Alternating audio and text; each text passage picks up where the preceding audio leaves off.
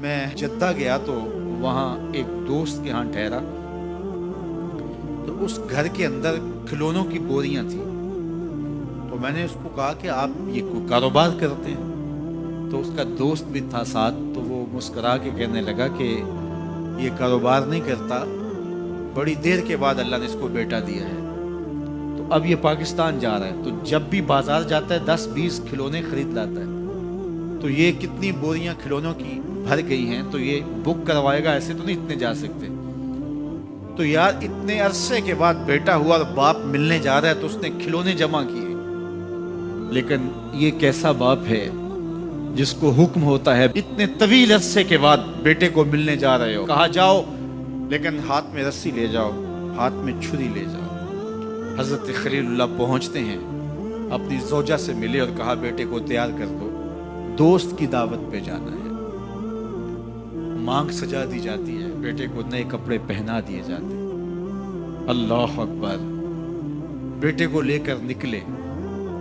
یار بیٹا ان فوانے شباب میں ہو, چڑھتی جوانی ہو, تو باپ دیکھ کر کے کتنا خوش ہوتا ہے, اور پھر اس کا بیٹا بھی اکلوتا ہو, اور بیٹا بھی بڑھاپے کا سہارا ہو, عصائے پیری ہو, رب سے مانگ مانگ کے لیا ہو, اور پھر بیٹا بھی وہ جس کی پیشانی میں محمد کا نور چمک رہا ہے. ایسا بیٹا تو چہرے کی بلائیں لینے کو جی چاہتا ہے.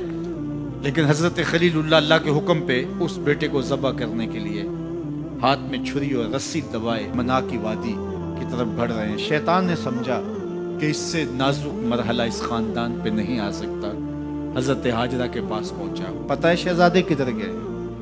کہا ان کے باپ لے گئے ہیں دوست سے ملاقات کروانے کے لیے. کہا نہیں, وہ ان کو ذبح کرنا چاہتے ہیں. کہا سوچ کے بات کر, وہ باپ ہے ذبح کرے گا؟ کبھی باپ بھی بیٹے کو ذبح کرتا ہے اور بے قصور ذبح کرے گا؟ میں جانتی ہوں کتنی آہ سحرگاہی کا نتیجہ ہے وہ بیٹا. اللہ سے کتنی رو رو کے دعائیں مانگی اور وہ فرزند ملا. کہا وہ اللہ کا حکم سمجھتے ہیں. تو حضرت حاجرہ نے کہا ظالم تو کہیں شیطان تو نہیں؟ اگر رب کا حکم ہے, میری گود میں ایک اسماعیل ہے, کاش 1000 اسماعیل ہوتا, راہ خدا میں قربان کر دیتے. اسماعیل علیہ السلام کے پاس شیطان پہنچ رہا. اسماعیل پتہ ہے تیرے باپ تمہیں کدھر لے جا رہے ہیں؟ کہا کہ کدھر؟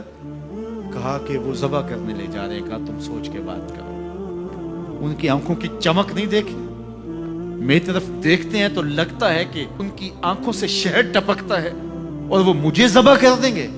کہا اللہ کا حکم سمجھتے ہیں. کہا اچھا. کہا ہاں. کہا اسماعیل کے وجود میں ایک جان ہے, کاش میرے ایک ایک بال میں جان ہوتی اور راہ خدا میں قربان کر دیتا. ابراہیم علیہ السلام کے پاس شیطان پہنچ کے بولتا ہے ابراہیم اللہ کو راضی کرنے کے اور تھوڑے طریقے ہیں, ضرور بیٹے کو ذبح کرنا ہے. تو وہ بھی کنکر اٹھا کے مارتے ہیں اور شیطان کو راستے سے ہٹا کے منزل کی طرف بڑھتے ہیں. قرآن نے وہ سارا منظر بیان کیا ہے. فلما بلغ معہ السعی, باپ بیٹے کے پاس آیا اور کہا بیٹا میں نے خواب دیکھا ہے کہ میں تجھے ذبح کر رہا ہوں, فانظر ماذا تری, بتا تیری رائے کیا ہے. بیٹے پر سختہ طاری ہو جاتا, آنکھیں پھٹی کی پھٹی رہ جاتی. باپ کیا بول رہا ہے؟ لیکن یہ فیضان نظر تھا یا کہ مکتب کی کرامت تھی. سکھائے کس نے اسماعیل کو آداب فرزند. اللہ اکبر. فرزند ہو تو اسماعیل ذبیح اللہ جیسا. فانظر ماذا تری, بتا تیری رائے کیا ہے. بیٹا خاموشی اختیار کر لیتا. السکوت من الرضا, تو سکوت بھی رضا سے ہے, اس کی خاموشی بھی رضا مانی جاتی ہے. اور جب اس طرح کی سراسیمگی کی کیفیت ہو تو خاموشی ہی رضا ہوتی ہے. بیٹا کہتا ٹھیک ہے آپ ذبح کر لیجئے, یہ بھی امتثال امر ہوتا. لیکن بیٹے نے 2 قدم بڑھ کے بات کی. بیٹے نے کہا یا ابا تفعل ما تؤمر ستجدنی انشاءاللہ من الصابرین. ابا جان ذبح کیا ہے, جو کرنا ہے کیجئے. یہ نہیں کہا یا ابا تذبح, ہاں ابا جی ذبح کر لیجئے. ذبح کا جواب ذبح سے نہیں دیا, بلکہ کہا یا ابا تفعل, اے ابا جان کیجئے, ما تؤمر, جو بھی حکم ہو. ذبح کیا, جو بھی کرنا ہے کیجئے. رہی بات میری, یہ کام آسان تو نہیں, لیکن میرے اللہ نے چاہا تو صبر کر کے دکھاؤں گا. منا کی وادی ہے, باپ اور بیٹے دونوں نے طے کر لیا. باپ ذبح کرنے پہ راضی ہے, بیٹا ذبح ہونے پہ راضی ہے. یار اسلام من مانی کا نام نہیں ہے, اپنے خواہشات کو پورا کرنے کا نام اسلام نہیں ہے. اپنے آپ کو مالک کے سپرد کر دینے کا نام ایمان ہے، اس کا نام اسلام ہے۔ یہاں دیکھیے فلما اسلما، جب دونوں نے طے کر لیا، دونوں راضی ہو گئے، باپ ذبح کرنے پہ راضی ہو گیا، بیٹا ذبح ہونے پہ راضی ہو گیا۔ وَتَلَّهُ لِلْجَبِينِ، اور باپ نے بیٹے کو پیشانی کے بل لٹایا۔ قرآن نے وہ سارا منظر بیان کیا ہے، آنکھوں پہ پٹی باندھ لی کہ یہ منظر تو دیکھا نہیں جا سکے گا، اللہ کے حکم کی تعمیل بھی باہر صورت کرنی ہے۔ سعادت مند بیٹا بولتا ہے ابا جان مجھے رسیوں سے جکڑ لیجیے، کہیں ایسا نہ ہو کہ میں تڑپوں اور اللہ کا حکم پورا کرنے میں آپ کو دیر ہو جائے۔ باپ بیٹے کو رسیوں سے جکڑ لیتا ہے، ہاتھ میں چھری پکڑی ہے، ذبح کرنے لگتے ہیں تو بیٹا بولتا ہے ابا جان رسیاں کھول دیجیے۔ کیوں؟ آپ کا منصوبہ، آپ کا پروگرام تبدیل ہو گیا۔ کہا نہیں، تو پھر کیوں رسیاں کھولوں؟ کہا کہیں ایسا نہ ہو کہ کل کا مورخ لکھے کہ باپ ذبح کرنا چاہتا تھا، بیٹا ہونا نہیں چاہتا تھا، باپ نے باندھ کے کیا۔ کھول دیجیے، نہیں تڑپوں گا۔ رسیاں کھل جاتی ہیں، بیٹا پیشانی کے بل لٹایا ہوا ہے، ہاتھ میں چھری پکڑی ہے، منا کی وادی ہے، کارکنان قضاء و قدر کی چیخیں نکل رہی ہیں، حوریں تھرا رہی ہیں، زمانہ کانپ رہا ہے، منا کی وادیوں پر تھر تھراہٹ ہے، مالک قیامت آنے والی ہے۔ فرشتے بھی پوچھ رہے ہیں کہ مالک کیا ہونے والا ہے؟ کہا تم کہتے تھے انسان کو پیدا کر رہا ہے، سجدے تو ہم کریں گے، ذرا میرے بندے کی ادا تو دیکھو، ذرا میرے بندے کا انداز محبت تو دیکھو، میری فرما برداری، انقیاد امر اور اطاعت اور امتثال امر کی مثال تو دیکھو، ذرا دیکھو میرا بندہ میرے حکم کی تعمیل کیسے کر رہا ہے۔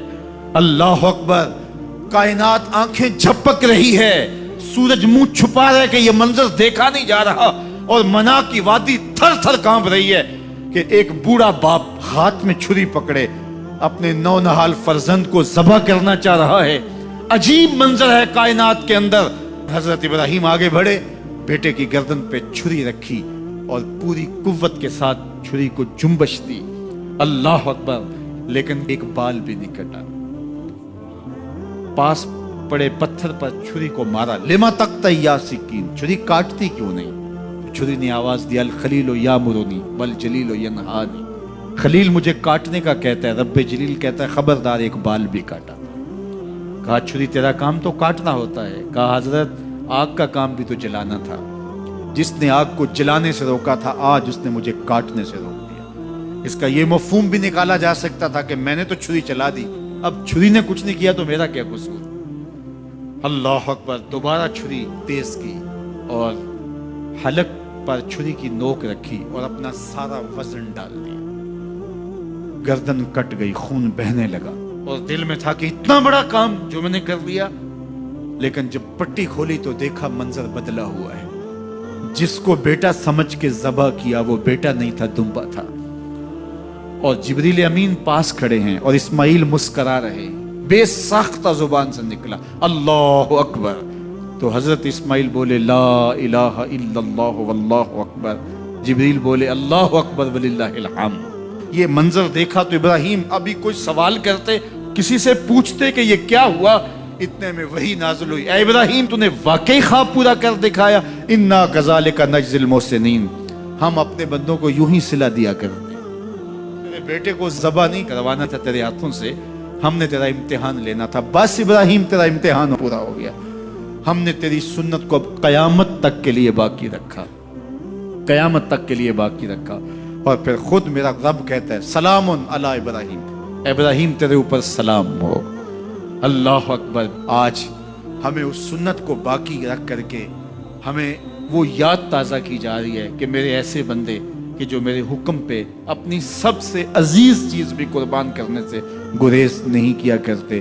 ہمارے ایک بزرگ فرمایا کرتے تھے کہ ہر بندے کا ایک اسماعیل ہوتا ہے، جب تک وہ اپنے اسماعیل کی گردن پہ چھری نہیں رکھتا رب کا قرب نصیب نہیں ہوتا۔